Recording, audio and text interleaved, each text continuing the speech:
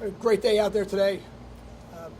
Got most of the game plan in for the week at this point. A couple specialty things, field zones to do tomorrow. But the last day hitting full speed for us for the week. I thought the players came out with excellent energy on the field, and we're flying around pretty good today. We do have probably too many things to clean up still. I think our execution is not where it needs to be, but that's what we'll have to get corrected for tomorrow, along with putting in the things that we haven't not had in yet. Questions?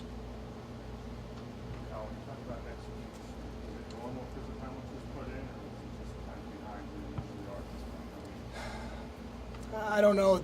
I would never want that to be normal because I think we need to execute a lot better. So I don't think it's normal. But I think what we experienced today a little bit is some of the growing pains of having a lot of young players who are having to learn a game plan in 1 week for the first time, and that's a very eye-opening experience, I think, for the players who are in their first and second year and have never had to be the starter, and maybe you're playing on special teams and have some role on offense and defense, and now you have Tuesday for first and second down, a Wednesday for red zone, third down, 2 minute, and then tomorrow goal line coming out and all the other field zones that you'll do.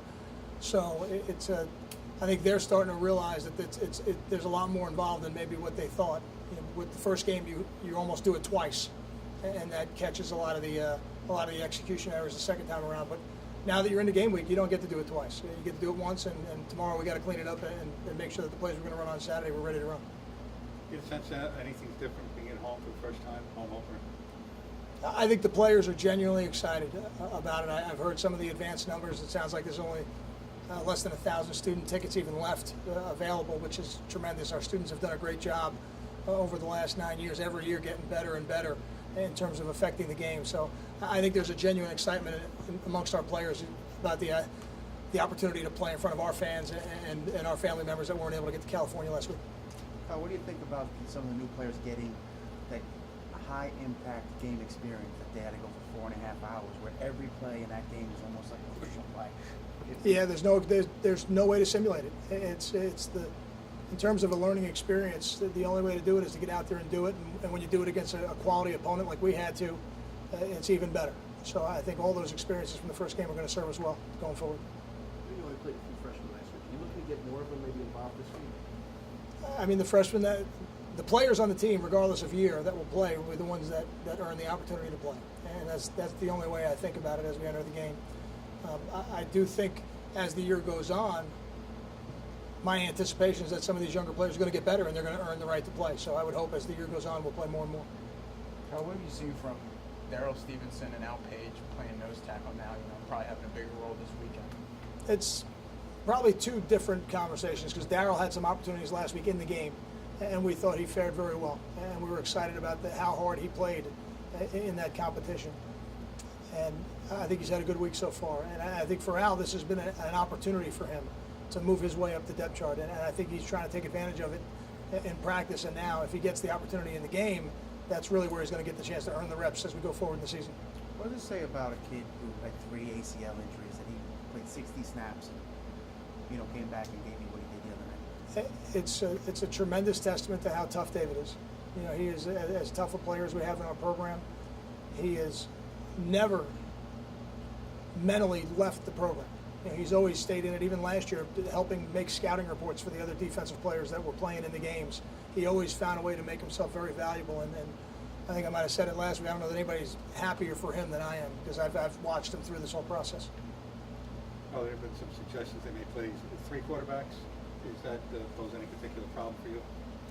I don't know that. I don't know enough about the third one, I guess, would be my answer. I think the first 2 are going to present some challenges for us. And like I said, yes, they do a lot on offense schematically, and it's a lot to get prepared for in 1 week.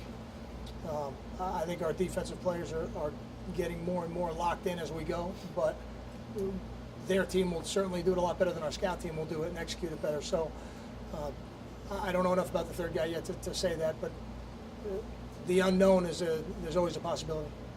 Kyle, I know it was kind of a hard game to evaluate the secondary because of Fresno State's bubble screens, offense and stuff, but a lot of coaches say the big jump, one of the biggest jumps is between the first game and the second game. Are you looking for a big jump out of your secondary coverage-wise? There was a pretty big question mark coming into the year. I don't know that I was disappointed in our secondary from a coverage standpoint. I thought just defensively we could have tackled better. And had we tackled better, we could have eliminated a fair amount of those plays. You know, we weren't challenged as much down the field as maybe I anticipated we would be early in the game, in the first game. So I think they're going to challenge us this week down the field. I think they're going to take shots, and I think we need to execute.